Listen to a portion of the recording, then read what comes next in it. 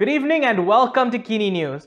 Umno may not want much to do with Prime Minister Muhyiddin Yassin, but it is still very much interested in Perikatan Nasional. And to win big in GE15, one Umno leader says they're gonna need PN. Perikatan Nasional Backbenchers Club chairperson, Shahidan Kassim, has called on Umno to open the door to negotiations with PN in order for them to win in the next general elections. He said the party must be open to cooperating with others if they wanted to win big in GE15.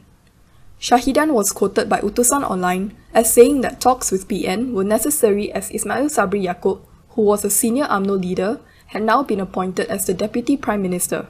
He said UMNO is also aware that it is possible to win if they were to do it alone in the elections. If we're not with Bersatu and PAS in PN, will we work with PKR and DAP? He asked. He stressed that the party had to work with others in order to form the government and told UMNO leaders not to lie to their members. In the same report, Shahidan also claimed that 37 out of the 42 BN MPs still supported the PN government. The Arau MP added that he would meet UMNO President Ahmad Zahid Hamidi and ask for all BN leaders to support PN. For the record, PAS and Sarawak's GPS coalition have announced their support for Prime Minister Muhyiddin Yassin. Besides PAS and GPS, UMNO's BN partners, MIC and MCA, have also stated their support for Muhyiddin. It has been a long time since Malaysians could visit a nightclub or have a karaoke session due to COVID-19 restrictions. But 4 cops in Selangor decided they're going to bring the party to a police station, disco ball included. With nightclubs closed during the lockdown, a group of cops decided to hold a party of their own at a police station in Kajang, Selangor on Tuesday. The party involved the officer in charge and 3 of his personnel, together with 4 women. Following a public tip-off, a team from Bukit Aman raided the premises and arrested the 8 individuals. According to Berita Harian, the party took place at a special room on the 2nd floor of the police station where a disco ball was fitted. The Daily claimed that during the 6 p.m. raid, the 8 were found to be dancing and crooning to karaoke. China Press reported that the music was so loud that the 8 did not hear the team from Bukit Aman knocking on their door. Among others, the Bukit Aman team seized a liquor bottle, 5 bottles of ketom, lighting and audio equipment, as well as lewd photographs depicting one of the policemen with a woman who was among those detained. Bukit Aman Standards Compliance Integrity Department Director Azri Ahmad said the matter is being investigated under Section 269 of the Penal Code. Now that story shows we need a free press more than ever. Not that we're in the business of shutting down discos, but instead to keep those in power in check, and especially to make those sworn to protect the law abide by it. But being an independent news organization can be costly, and we would appreciate it if you could donate to help us continue doing what we do. Click on the link in the description below to contribute. Now in our next story, #Lawan is trending and it's planning something big at the end of the month. A street protest against Prime Minister Muhyiddin Yassin is set to take place on July 31st. Organised by Secretariat Solidarity Rakyat, the protest will be a continuation of their #Lawan protest, which was previously held online with people sharing photos of black flags. In a statement today, the group called on Malaysians to join the protests. However, it said the time and location will only be disclosed later. The group said they do not wish to be enemies with anyone, except leaders who are power-hungry and oblivious to the struggles faced by the people. The group has 3 demands, namely for Prime Minister Muhyiddin Yassin to resign, for a full parliament session to be held that was not just a government ceramah, and for automatic moratoriums to be extended to everyone. The call for protest comes 4 days after the group staged a flash mob at Dataran Merdeka on Saturday, which featured black flags and the effigies of dead bodies. Police have fined 3 organisers 2,000 ringgit each for breaching pandemic regulations that prohibited demonstrations. According to the Federal Constitution, the Attorney General's role is to advise the Yang di-Pertuan Agong, Cabinet or any minister on legal matters, among other things. This is why Azalina Othman wants him to be present in the upcoming Parliament sitting. Dewan Rakyat Deputy Speaker Azalina Othman Said wants Attorney General Idrus Harun to be present during the upcoming special parliament sitting to take questions on emergency ordinances. She said Idrus was duty-bound to do so due to his role as the Yang di-Pertuan Agong and the Cabinet's legal advisor.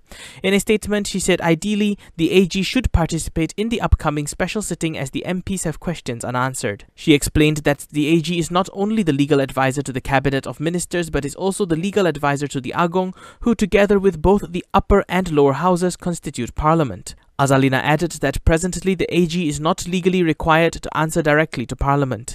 In lieu of that, she questioned who would justify the rationale of the ordinances promulgated during the emergency.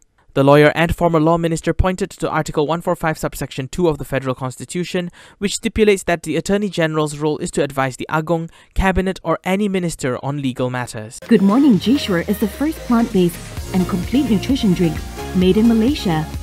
It is suitable for those who are lactose intolerant. Research made by local universities found that more than 90% of our Malaysian population are lactose intolerant. Lactose intolerance can cause bloated stomach and diarrhea.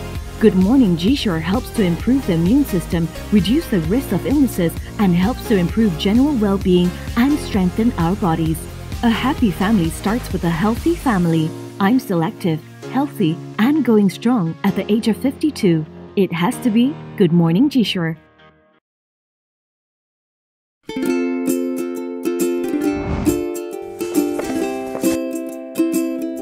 Shellfish, red meat, and beer.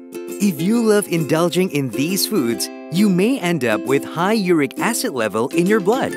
These foods consist high level of purine, a substance that will eventually break down into uric acid and be excreted through our urine. It is recommended that the amount of dietary purines should be kept between 600 to 1000 milligrams per day.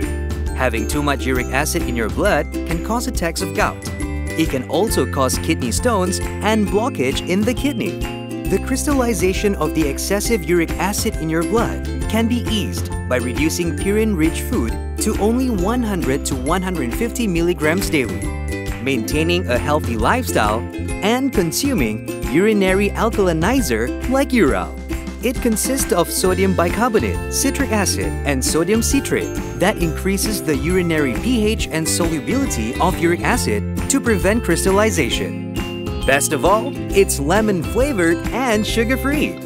Ural, effective urinary alkalinizer. Neutralize your uric acid problem now.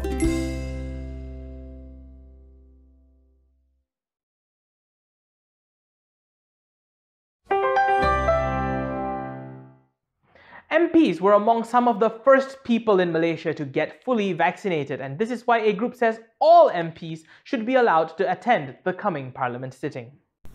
A group of civil societies has called on the government to allow all MPs to attend the parliamentary session, which has been scheduled on July 26. In a statement, the group, who calls themselves the Seed Community for a Professional Parliament, said this was as all MPs have already been vaccinated. They added that it has been reported that nearly all parliament employees, including the staff escorting the MPs, qualified for early vaccinations, and all of them will complete their vaccinations by the end of July. And with such strict SOPs, all MPs should face no obstacles in attending Parliament with the full numbers.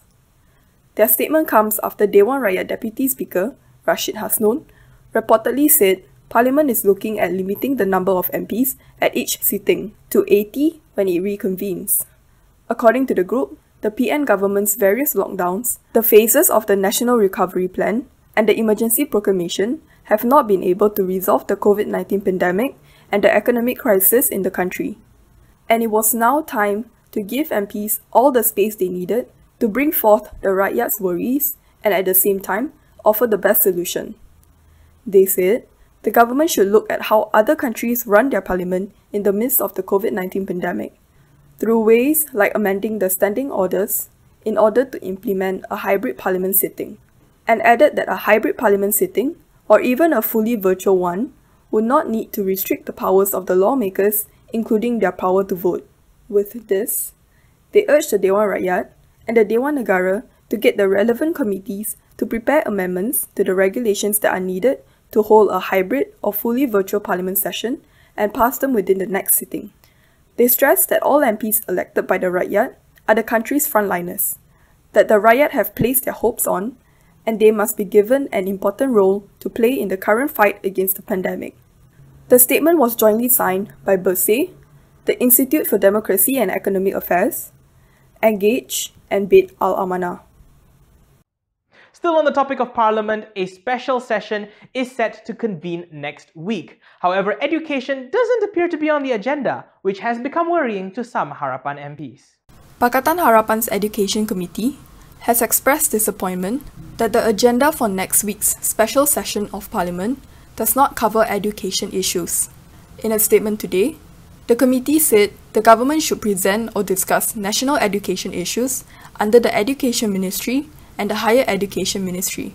They said the sitting is very important for the people to find out about the government's plans on education through their MPs, and added that issues about education, whether it involves schools or universities, during the COVID-19 outbreak are as important as issues on health, security, and the economy, and must be brought up as an agenda in the upcoming special sitting. The committee also provided 2 recommendations for the government. They called for the special session of Parliament to include a presentation and briefing from the 2 education ministries on their future plans, and for MPs to also be given space to ask questions, debate, and give views on the plans of these 2 ministries. They added that people have lost confidence in the government, partly because the 2 ministries have lost their direction in managing the country's education system. The 5-day special parliamentary session is scheduled to begin on July 26. An agenda of the meeting order notice issued by the Dewan Rakyat Secretary showed that the session only involved ministerial briefings on government plans related to the COVID-19 prevention program, vaccination program, emergency and national recovery plan. That's a wrap for KiniNews today. For more stories, you can go to kinitv.com. Don't forget, you can also follow us on social media, on Instagram, Twitter, YouTube, and Facebook to get the latest headlines. If you would like to support the independent media, do consider a subscription to MalaysiaKini.com. If you're heading out, please don't forget your mask, and when you can, do try to stay home. I'm Daniel Anthony. Thank you for watching, and as always, stay safe, Malaysia.